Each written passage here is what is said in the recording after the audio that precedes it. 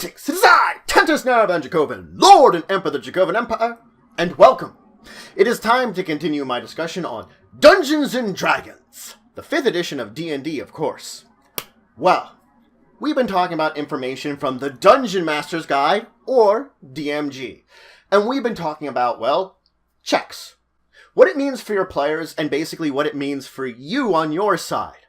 So let's continue diving in it, because we were talking about things like ability checks. So there is an important variant we're going to start by talking about today, automatic successes. So the thing is, you might call on your players to make some kind of check along the way, and of course, this check could be something like a 20 strength fighter breaking down a wooden door. Maybe it's only DC 10 to break down that door. Your fighter rolls and he fails. Then the weak 10 strength rogue comes up and it's like, ha ha, allow me to do it. Rolls and succeeds. That's just silly. That's something that can happen though. And here's where automatic success comes in handy. Perhaps I want to make sure that my big burly fighter gets it done, but doesn't have to worry about it. I can implement the automatic success rules.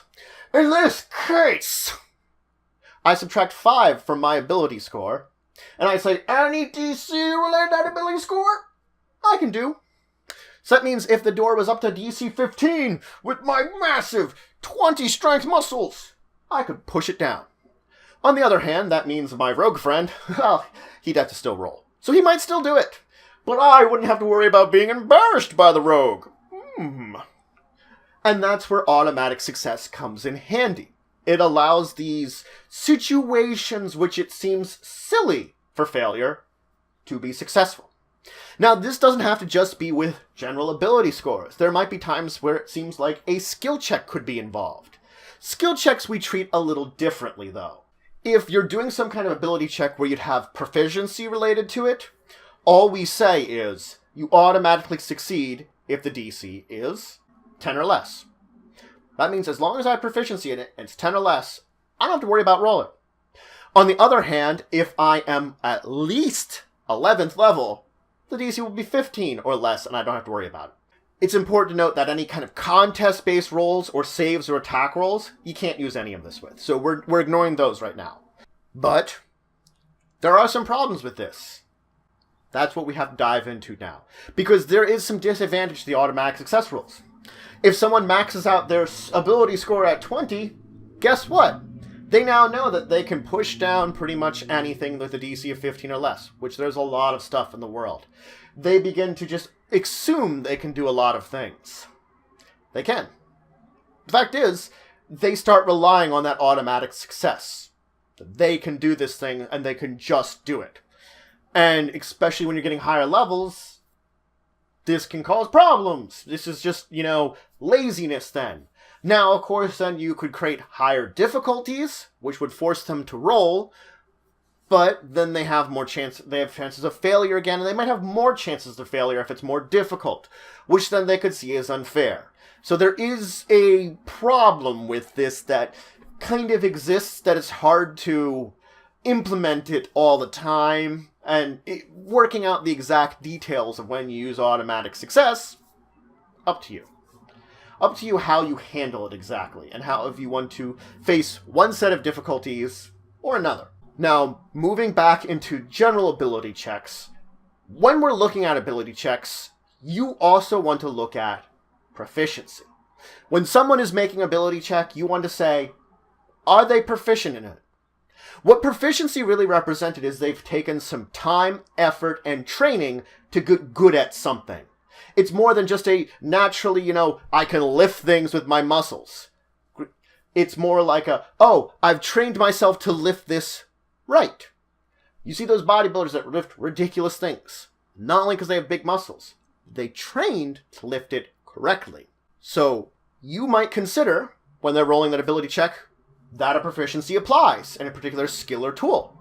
A player might also ask you. They might say, hey, can I use my proficiency in this case? The basic question you're going to ask is, whatever activity they're doing, would some kind of training have made them better at it? any kind of trading, any kind of skill, any kind of learning? If the answer is, of course, yes, proficiency. If the answer is no, then no, you're not going to apply proficiency. Now, when we talk about the skill side, that is effectively a discipline of a certain ability score. That's the best way to look at it. A character that is stealthy has basically been training their dexterity into that stealth aspect. I'm already dexterous. I'm just training it to also be sneaky on the side there too. But this training could have effects on other ability scores also. We can see that in various ways. The fact is, circumstances could say that I might use this ability score with this proficiency, this skill proficiency, instead of the normal one. A great example is athletics. It's a strength-based skill. I'm normally jumping and climbing and such with my athletics. But what happens when I'm swimming and other athletic things, but I have to do it for a long period of time? It might not just be more that I can use my brute strength to keep me afloat. It might mean that I need to have the constitution to push myself forward, to swim from maybe one island to another. In this case, I would call for a constitution-based athletics roll. So I'm using my athletics proficiency onto my constitution score rather than my strength. That's just one example. And if you can come up with other examples where it makes sense to use a different ability check to have proficiency, apply it. Now, another thing is a player could ask if they could use a proficiency. Just don't give them permission to use that. What would have to happen is if your player wants to use a justified proficiency in the case of some kind of ability check, have them justify it. If they come up with a really great, interesting idea as how they can use some skill proficiency they have in a situation that wouldn't make sense normally, give it to them. Bam. Guess what? You can apply it. Like using stealth in a crowd to blend in. Maybe that's more of a charismatic-based thing rather than just hiding beneath it. That you're trying to act as one of the crowd. See? Maybe your player will argue that they can use their stealth with their charisma.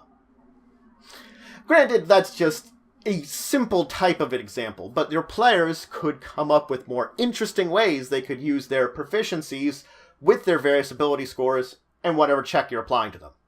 Listen out, and if it sounds like it's even feasible, give them a chance.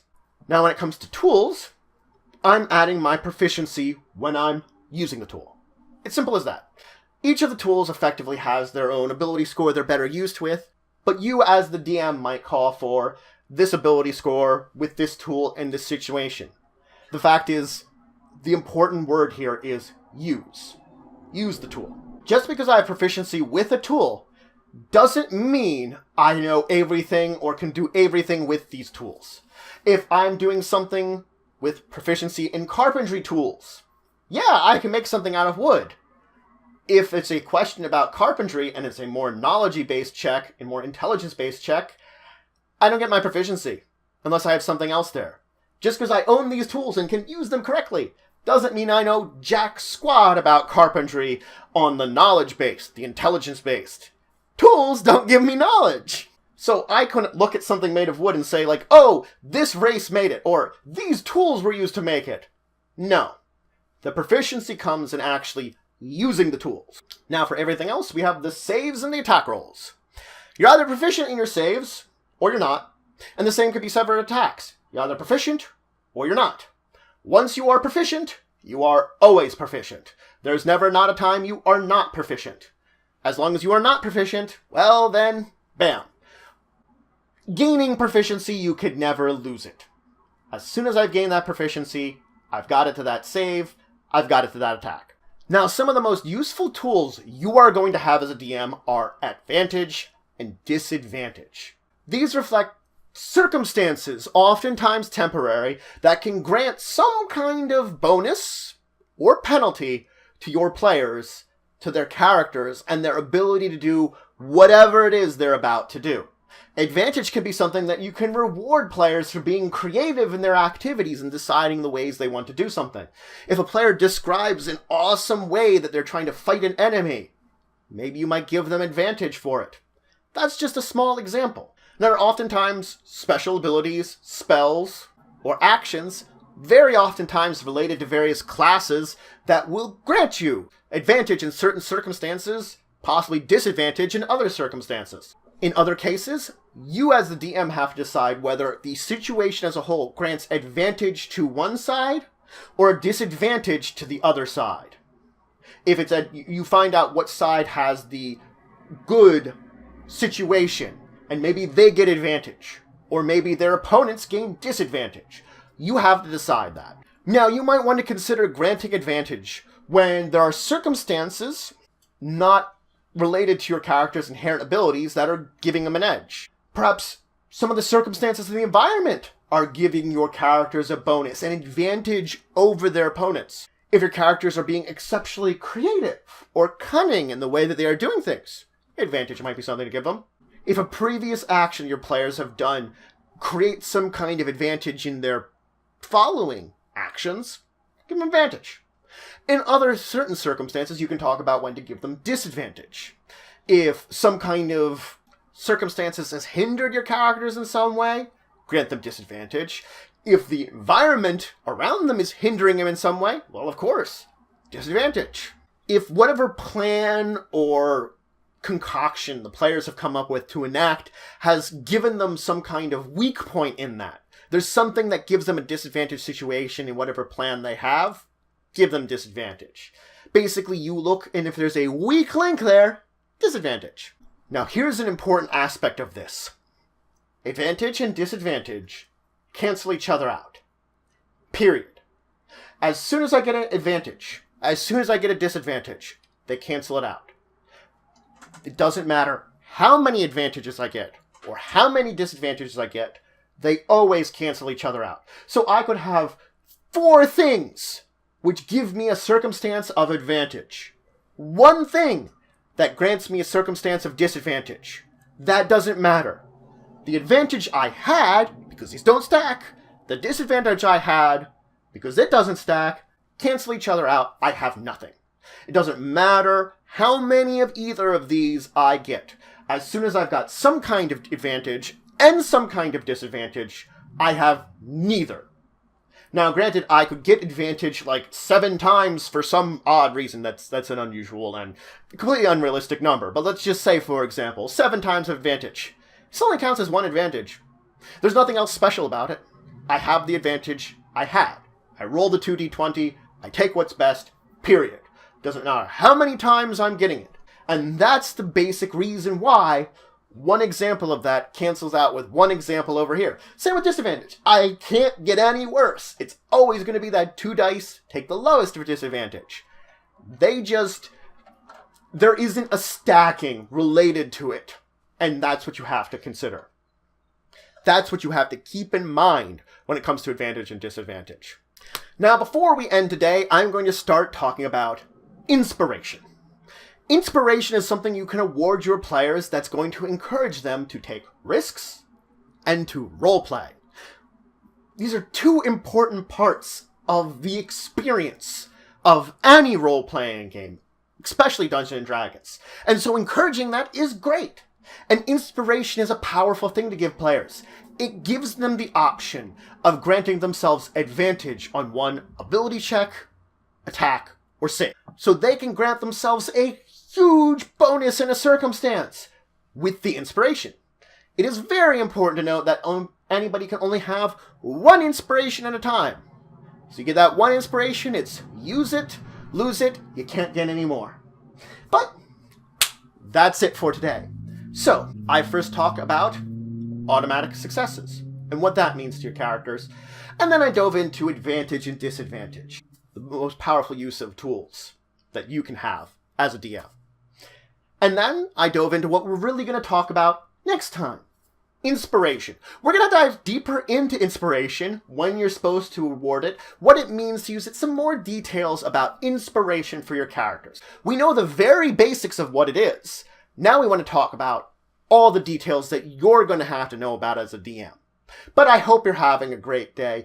If you actually had any kind of creative roles, as I was talking about when you were combining different ability scores and different proficiencies, let me know about them. I'd love to learn about these circumstances that you've had to be creative in your proficiency rolls. But regardless, until the next time, I bid you farewell.